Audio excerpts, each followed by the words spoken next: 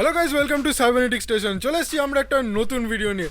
এতদিন আমরা একটু অফ ছিলাম কারণ আমরা কোভিডের ইঞ্জেকশন নিয়েছিলাম, কিন্তু তার ফলেও আমাদের একটু কোভিড হয়ে গেছিলো। কোভিড এসে একটু ছোঁয়া দিয়ে চলে গেছিলো, হাই হ্যালো করে চলে গেছিলো। তো সেই জন্য আমার এই ক্যামেরার পেছনে থাকা বন্ধু দুজনেরই আমাদের কোভিড হয়েছিল। তো আমরা বিছানায় শুয়েছিলাম সারাটা দিন, কিন্তু এখন আমরা আবার ঠিকঠাক হয়ে গেছি। তো আজকের ভিডিওটা একটা জিনিস নিয়ে হতে চলেছে, যে জিনিসটা না নিয়ে আমরা আগের ভিডিওতে কথা বলেছিলাম, সেটা হচ্ছে হার্ডডিস্কের ওই ভিডিওটা, যেটা আপনারা এখন যদি না দেখে থাকেন এই দিকে তার লিঙ্ক পেয়ে যাবেন, গিয়ে ওটাকে দেখতে পারেন অবশ্যই। ওই ভিডিওতে আমরা একটা কথা বলেছিলাম যে হার্ডডিস্কের ভেতরে যে ক্যাচ মেমোরি থাকে, সো ওই ক্যাচ মেমোরি জিনিসটা কম্পিউটারে আসলে কি, ওটা কি কাজের জন্য ইউজ হয়, আর সেটা নিয়ে বলেছিলাম আমরা পরে একটা ডিটেল ভিডিও বানিয়ে দেবো। তো সেই ভিডিওটা হচ্ছে আজকের ভিডিও। আজকে আমরা কথা বলে নেবো সেই ক্যাচ মেমোরি নিয়ে ব্যাপারে। দেখেছো আমাদের কনসিস্টেন্সি, আমরা কথা দিয়ে কথা রাখতে জানি। তো আগের ভিডিওতে বলেছি এই ভিডিওটা হতে চলেছে ক্যাচ মেমোরি নিয়ে। তো চলে আসুন এবার ভিডিওটার মেন সেকশনে আসা যাক, যে ক্যাচ মেমোরি আসলে কি, আর সেটাকে কি বলে, সেটা কেন আমরা ইউজ করে থাকি। চলে আসুন, আসা যাক।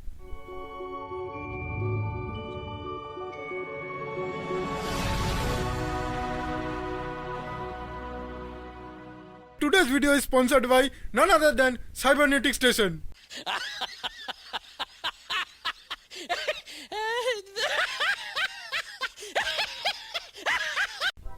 সো ক্যাচ মেমোরিতে যাওয়ার আগে আমরা বলে রাখি যে একটা কম্পিউটারের মধ্যে বা একটা পিসির মধ্যে আপনার কী কী টাইপের আপনার মেমোরি থাকে আর কত টাইপের মেমোরি। তো কম্পিউটার বা একটা ল্যাপটপের মধ্যে তো আপনার তিনটে টাইপের মেমোরি থাকে। ফার্স্ট হচ্ছে আপনার সেই স্টোরেজ মেমোরি, যেমন আপনি হার্ড ডিস্ক লাগালে সেই হার্ড ডিস্ক, অথবা এসএসডি লাগালে সেই এসএসডি, সেটা আপনার একটা মেমোরি হিসাবে কাজ করে।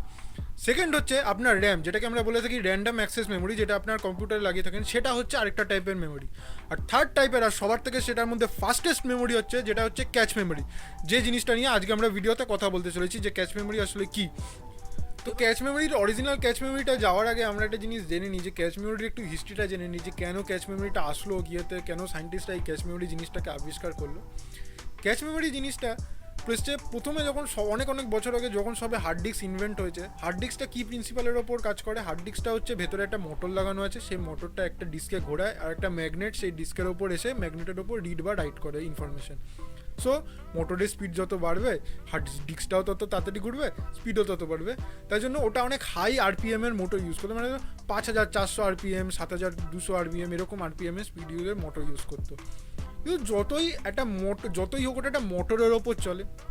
এখন একটা মোটর হচ্ছে একটা মেকানিক্যাল জিনিস, ওটা কখনই একটা লাইটের স্পিডের বা ইলেকট্রিসিটি যে স্পিডে ফ্লো করে সেই স্পিডে কাজ করতে পারবে না।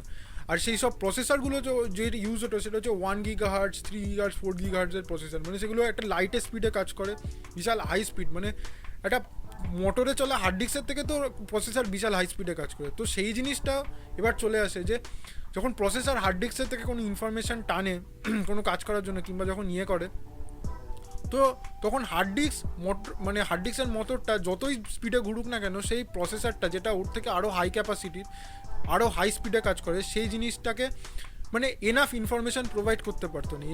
এনাফ ইনফরমেশান প্রোভাইড করতে পারতো, মানে ধরুন আপনি একটা জায়গায় খিচুড়ি খেতে বসেছেন, আপনি হচ্ছেন প্রসেসর, আর যে খিচুড়ি দিচ্ছে সে হচ্ছে হার্ড ডিস্ক। তো এবার ওর কাছে একটা চামচ আছে, সেই হাতার জায়গায় এইটুকুনি একটা চামচে করে সবার প্লেটে খিচুড়ি দিচ্ছে। এখন সে ওইটুকুনি চামচের থেকে বেশি খিচুড়ি আপনাকে দিতে পারবে না একবারে। আর আপনার হাতের যা ক্যাপাসিটি, আপনার মুখের যা ক্যাপাসিটি, আপনি ওইটুকুনি খিচুড়ি আপনি একবারে শেষ করে দিতে পারেন মুখে পড়ে। তো আপনি সেটা করে ফেলছেন। এখন কেসটা কি হচ্ছে, মানে আপনিও ওর থেকে বেশি হাই স্পিডে আপনি ইনফরমেশান নিয়ে নিচ্ছেন, মানে খিচুড়ি আপনি খেয়ে নিচ্ছেন, কিন্তু ও আপনাকে ওইটুকুনি চামচের থেকে বেশি খিচুড়ি ইনফরমেশান আপনাকে দিতে পারছে না। এখন সেই সেম কেসটা প্রসেসরের সাথে হচ্ছিল। এখন সেইটার জন্য সায়েন্টিস্টরা তখন র্যাম আবিষ্কার করলো, তার আগেও করেছে, একটু হাই স্পিডের র্যাম আবিষ্কার করলো। তো কিন্তু র্যামও তখন কত মেগাহার্জের র্যাম হতো, ধরুন 800, 900 ওরকম মেগাহার্জের র্যাম ইউজ হতো।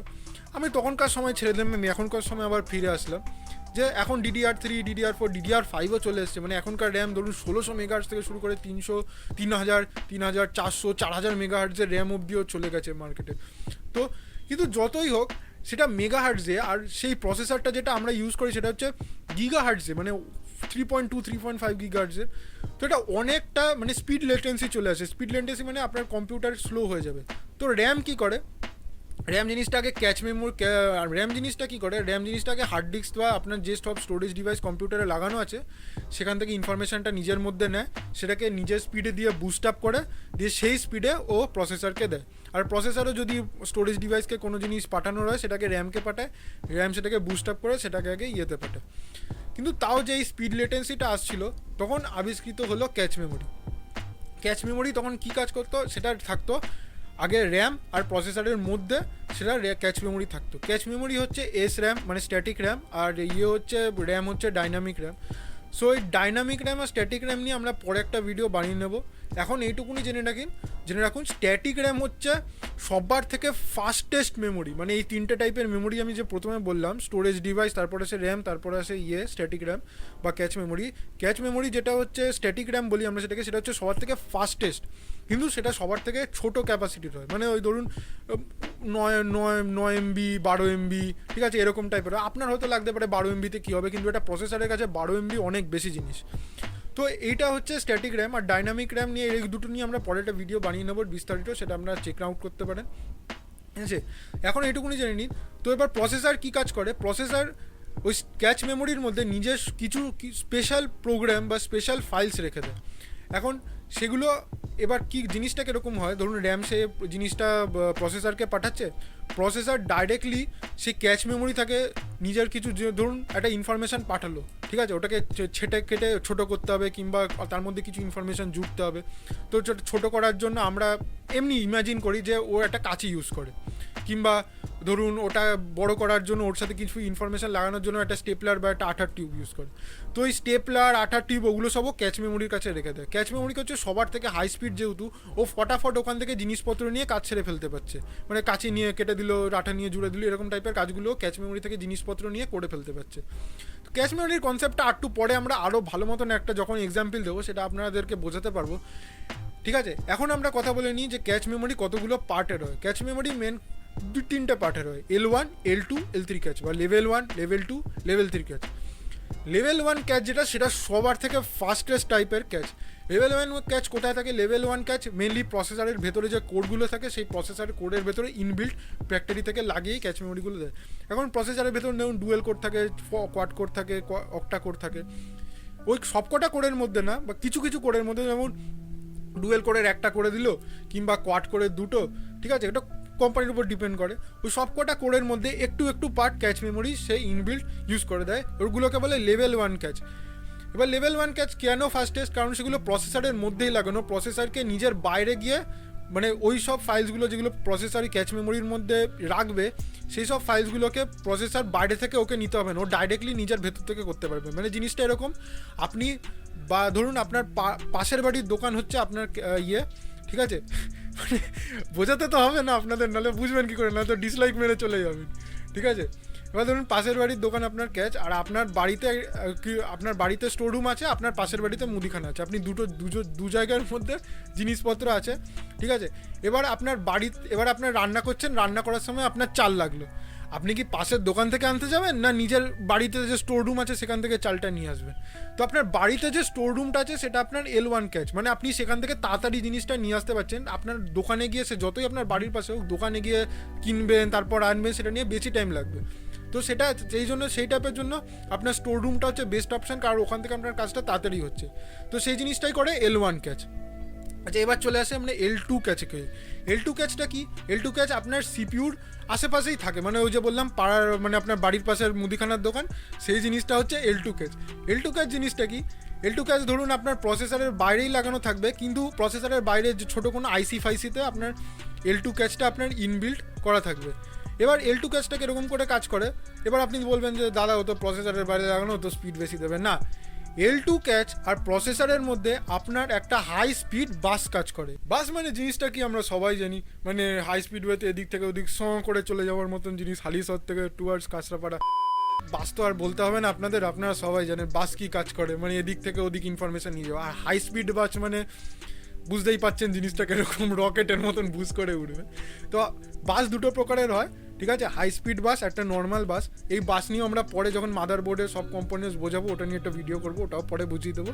তো এটা হাই স্পিড বাস হচ্ছে সবার থেকে, মানে হাই পারফরমেন্স বাস, বিশাল স্পিডের, ওটা হচ্ছে সবার থেকে ফাস্টেস্ট।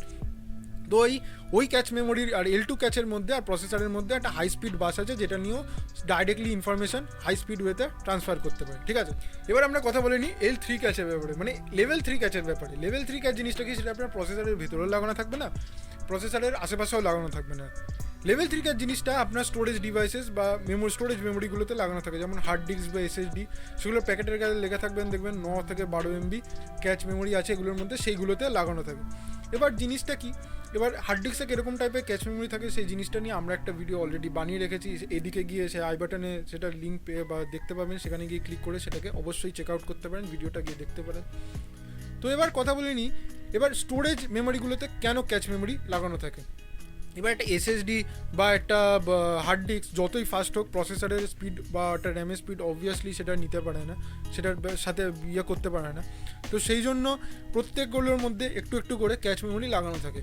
ক্যাচ মেমোরিগুলোর মধ্যে আসলে কেন লাগানো থাকে, যখন information from hard disk to RAM, অথবা র্যাম ফ্রম হার্ড ডিস্ক, অথবা SSD টু র্যাম, অথবা র্যাম টু SSD যখন ফ্লো করে, তখন ওই দুটোর মধ্যিখানে মানে স্টোরেজ ডিভাইস আর র্যামের ভেতরে আপনার সেই লেভেল 3 ক্যাচটা, মানে স্টোরেজ ডিভাইসের মধ্যে ক্যাচটা লাগানো থাকে। এবার কেন লাগানো থাকে, স্টোরেজ ডিভাইসের স্পিড যেহেতু একটু কম, সেই স্পিডটাকে ওই ক্যাচ মেমোরিটা নিজের মধ্যে দিয়ে বাড়িয়ে নিয়ে, আর সেটার মধ্যেও আর সেই স্টোরেজ ডিভাইসেসগুলো কিছু কিছু জিনিস নিজেদের মধ্যে রেখে দেয়, যেমন আপনি কোন জিনিসটা কম্পিউটারে বেশি ইউজ করছেন তার থেকে কিছু ফাইলস নিজেদের মধ্যে রেখে দেয়, যাতে ওই জিনিসটা যখন আপনি ক্লিক করবেন বা ওপেন করবেন বা ইউজ করবেন, তখন আপনার স্পিডটা বা ওই অ্যাপটা চালানোর সময় আপনার যাতে স্পিডটা বেড়ে যায়, সেগুলোর জন্য আপনার লেভেল 3 ক্যাচ নিজেদের মধ্যে কিছু ইনফরমেশান রেখে দেয়। সো মেন ওটার কাজটা হচ্ছে গিয়ে, ওটা যখন ইনফরমেশান ফ্লো করবে আপনার, ও আগে স্টোরেজ ডিভাইসের মধ্যে থেকে নিজের মধ্যে নেবে, স্পিডটা বাড়িয়ে তারপর র্যামে যাবে, যেটা আপনার স্পিডটা আরও বেশি বেড়ে যাবে, টাইমটা আরও আপনার কম লাগবে, আপনার প্রসেসিং পাওয়ার আরও তাড়াতাড়ি বেড়ে যাবে। তো এগুলো তো আমরা বলে দিলাম সবকটা টাইপের ক্যাচের ব্যাপারে, কী কী টাইপের ক্যাচ হয়, ক্যাচ মেমোরি আসলে জিনিসটা কি। এবার আমি বুঝতে পারছি যে আপনাদের মাইন্ডে এখনও আপনি ভাবছেন যে কী বলছে ক্যাচ মেমোরি নিয়ে, এখনও আপনার মাইন্ডে ক্লিয়ার আইডিয়া কোনো কিছু আসছে না, বা আপনি এখনও ক্যাচ মেমোরি জিনিসটাকে বুঝতে পারছেন না জিনিসটা কী। তো এখন আমি যে এক্সাম্পলটা দেবো, আপনারা আশা করি সেই জিনিসটা বুঝতে পারবেন ক্যাচ মেমোরি জিনিসটা কী। এক্সাম্পলটা কীরকম হবে, ধরুন আপনি একটা চাকরি করেন, সো আপনার ওই পুরো ফ্লোরটা, অফিসে তো অনেকগুলো ফ্লোর থাকে, ধরুন আপনার অফিসের ওই ফ্লোরটা যার মধ্যে আপনি কাজ করছেন, ওই ফ্লোরটা হচ্ছে একটা প্রসেসর। ঠিক আছে, পুরো ফ্লোরটা একটা প্রসেসর। ওই ফ্লোরের মধ্যে আপনার অনেক কটা খোপ করা আছে, ওই প্রত্যেকটা খোপের মধ্যে একটা একটা করে এমপ্লয়ি বসে, আর এমপ্লয়ি বসে কাজ করে, সেরকম আপনিও একটা এমপ্লয়ি। সো ওই প্রত্যেকটা খোপ হচ্ছে এক একটা কোড। তো সেই মতন চিন্তা করুন। আর আপনার ডেস্কে ধরুন, আপনার ডেস্ক তো অবশ্যই দেবে, অফিসে সবাইকে ডেস্ক দেয়, তো আপনার ডেস্কে কম্পিউটার আছে, ডেস্কের এই পাশে অনেকগুলো ড্রয়ার আছে, সেই ড্রয়ারের মধ্যে আপনি অনেক কিছু জিনিস রাখেন। তো এই প্রসেসর, সেই আপনার ওই ডেস্কের প্রত্যেকটা ড্রয়ার হচ্ছে এক একটা ক্যাচ মেমোরি।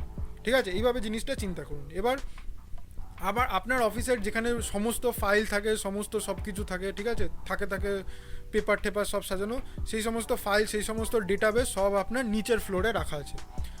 তো এবার আপনার কাছে একটা পিওন আছে, এবার আপনি ধরুন একটা কাজ করছেন যেখান থেকে আপনার একটা ফাইল বা একটা পেপার বা একটা শিট দরকার হবে, যেটা আপনার নিচের ফ্লোর থেকে আনতে হবে। তো আপনি নিজের অফিসের পিওনকে বলবেন, এখন পিওন সেখানে বাসের কাজ করবে, পিওন তাড়াতাড়ি নিচে যাবে, সেই ডেটাবেস বা থেকে ওই ফাইলটাকে তুলবে বা পেপারটাকে তুলবে, বা যে জিনিসটা আপনার দরকার সেটাকে তুলবে, সেটা এসে আপনাকে প্রেজেন্ট করবে, এবার আপনি সেই কাজটা করবেন।